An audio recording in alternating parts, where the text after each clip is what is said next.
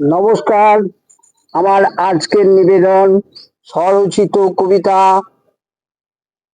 গল্প দাদুর আসর। বই ছেড়ে আজ মোবাইলে মনটা সবার ভাসে, আধার রাতে ফুল বাগিচা খিলখিলিয়ে হাসে।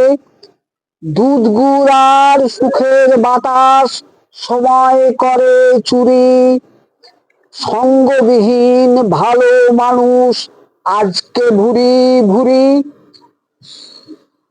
এসব কথা বলছে দাদু কান চুলকে হেসে, মজা পাবি দাদুর কথায় দেখ না তোরা এসে।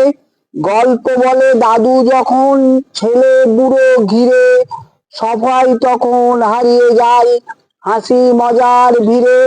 গাছের ডালে দেখি তখন পাখি জোড়া জোড়া, গল্পে দাদু ডেকে আনে পক্ষীরাজের ঘোড়া।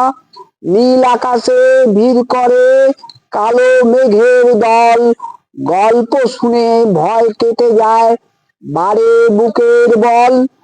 গল্প না শুনলে দাদুর জমবে চোখে রোষ, হট্টগোল করলে দাদু রেগে করেন ফোঁস। গল্প যদি শুনতে চাস সবাইকে ডাক, গল্প যেন শিশুর কাছে আস্ত মধুর চাক।